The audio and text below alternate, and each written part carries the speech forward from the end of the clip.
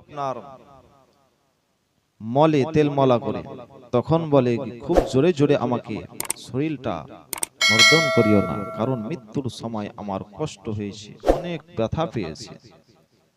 Brother মিল্লাতে Islamia, মৃত্যুর সময় খুব কষ্ট হয়। যারা মুমিন ব্যক্তি হবে তাদের জানটা কবজ অতি সহজেই হবে, আর যারা বেঈমান কাফির তাদের জান কেমন ভাবে কবজ হবে, যে একটা কাঁটার মধ্যে ভেজা কাপড়কে ফেলে দিলে কাপড়টা টানলে পরে এইরকম ভাবে ছিঁড়তে ছিঁড়তে আসবে, তো ওই বেঈমান কাফিরদের জানটা ওই রকম ভাবে আপনার কবজ করবে, জানটাকে আপনার ওইভাবে ছিঁড়তে ছিঁড়তে তার বের হবে। বিরাদার মিল্লাতে ইসলামিয়া, নেক কাজ করুন, ভালো কাজ করুন, আসানের সহিত আপনার জানটা কবজ হবে। ওই মৃত্যু ব্যক্তি বলতে থাকে আমাকে বেশি ঠান্ডা পানিতে গোসল দিও না, গরম পানিতে গোসল দিও না, কুসুম কুসুম পানিতে গোসল দাও, মৃত্যুর সময় অনেক কষ্ট হয়েছে। বিরাদার মিল্লাতে ইসলামিয়া, ওই মৃত্যু ব্যক্তিকে গোসল দেওয়ার পরে যখন আপনার কাফন পরাতে লাগবে, ওই সময়তে বলবে যে তোমরা মুখটা আমার বিলম্ব করে ঢাকিও, কারণ আর আমার আত্মীয় স্বজন আমাকে দেখতে পাবে না, মুখটা একটু তোমরা দেরিতে ঢাকিও। বেরাদার যখন আপনার ওই মৃত্যু ব্যক্তিকে খাটে করে নিয়ে আপনার কবরস্থানের দিকে আপনার রওনা হবে, ওই মৃত্যু ব্যক্তি বলতে থাকবে যে তোমরা কি সবাই আমার সঙ্গে কবরস্থানে যাবে? বেরাদার মৃত্যু ব্যক্তি এই কথা বলে কিন্তু আমরা শুনতে পাই না।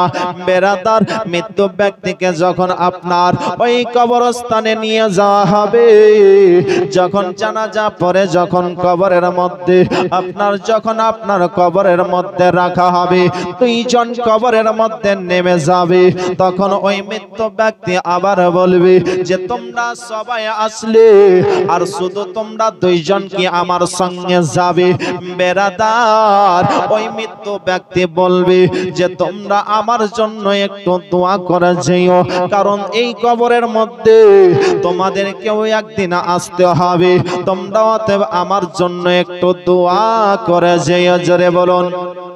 মৃত্যু ব্যক্তি বলে কিন্তু আমরা শুনতে পাই না। অনেক মানুষ আছে দুনিয়াতে মাটি দিয়ে আপনার বাড়ি চলে আসে, দোয়া করে না, এরকম মানুষ আছে না নাই?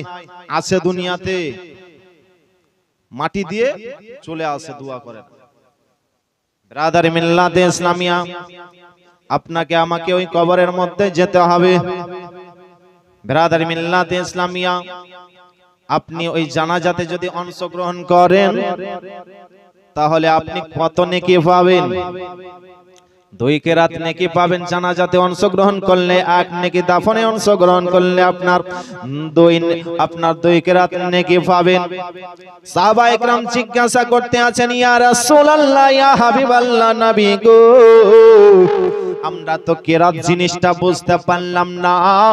নবী আমার বলতে আছেন, সাহাবায়ে কেরাম শোনো শোনো, 1 কেরাত মানে হচ্ছে একটা উহুদ পাহাড়ের ওজন যতটা হবে অতটা সমান হচ্ছে 1 কেরাত। জোরে বলুন সুবহানাল্লাহ।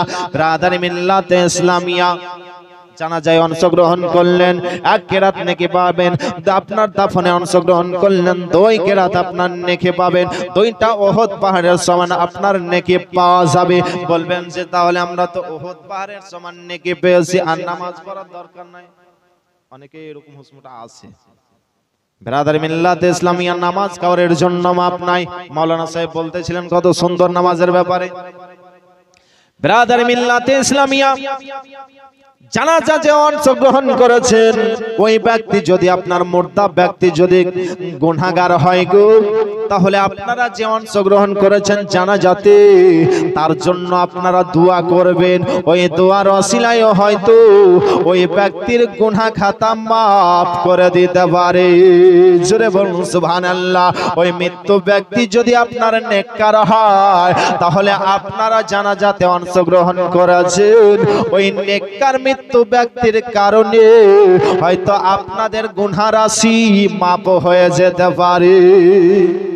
তাহলে জানাজাতে অংশগ্রহণ করলেন, ওই মৃত্যু ব্যক্তি যদি নেককার হয় তাহলে উনার ওসিলায় আপনাদের গুনাহ মাফ হবে, আর ওই ব্যক্তি যদি মৃত্যু ব্যক্তি গুনাহগার হয় তো আপনাদের দোয়ার ওসিলায় হয়তো তার গুনাহটা মাফ হয়ে যেতে পারে। জোরে বলুন সুবহানাল্লাহ।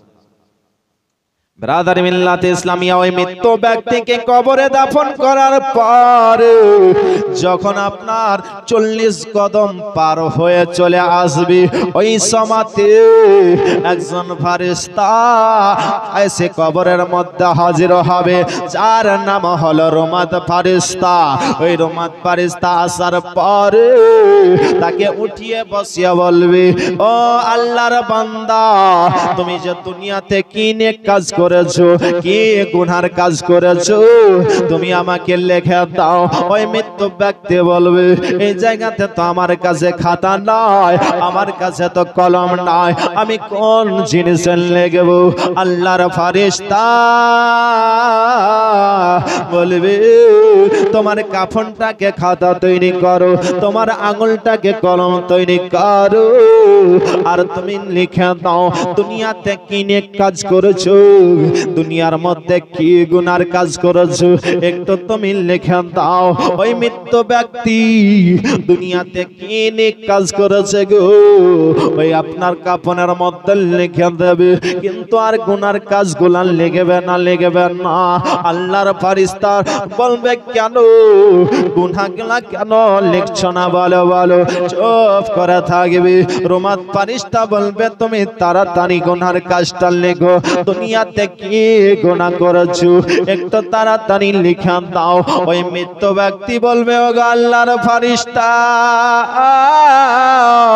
আমার গুনাহগুলা লিখতে আমাকে লজ্জাবোধ হচ্ছে। আল্লাহর ফেরেশতা বলবে, দুনিয়াতে গুনাহ করেছো, তোমাকে কি তখন লজ্জা লাগেনি?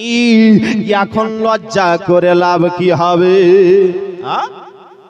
দুনিয়াতে গুনাহ করেছো তখন লজ্জা লাগেনি, আর এখন তোমাকে খাতাতে লিখতে লজ্জা লাগছে?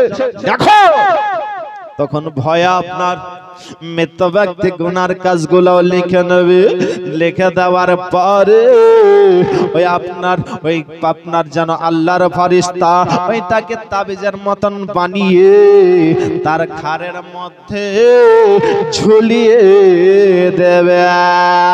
এরপরে আপনার মুনকার-নাকির এসে যেন হাজির হয়ে যাবে, তাকে বলবে, বলো বলো তোমার রব কি? তখন ওই ব্যক্তি ইমানদার যদি হয় তাহলে বলবে, আমার রব হচ্ছে আল্লাহ। তোমার দিন কি? তখন ওই বলবে, দিন ইসলাম। তখন আবার তৃতীয় প্রশ্ন করবে যে এই ব্যক্তি সম্বন্ধে কি জানো? তখন বলবে, ইনি হচ্ছে দয়ার নবী মুস্তাফা সাল্লাল্লাহু তাআলা আলাইহি ওয়াসাল্লাম। যদি আপনার বেঈমান হয় ওই ব্যক্তি শুধু বলবে, হা হা লাদ্রি, হা হা লাদ্রি, আমি কিছুই জানি না। যদি প্রশ্নের উত্তর না দিতে পারে তখন আল্লাহ বলবে, ও আমার ফেরেশতারা, একে জাহান্নামের বিছানা বিছিয়ে দাও। জাহান্নামের বিছানা বিছিয়ে দেওয়া হবে, সাপ বিছিয়েছে, তাকে যেন দংশন করতে থাকবে, এই আযাব চলতে থাকবে। সে যদি প্রকৃত আল্লাহর বান্দা হয় এই তিনটা প্রশ্নের উত্তর দিয়ে দেবে।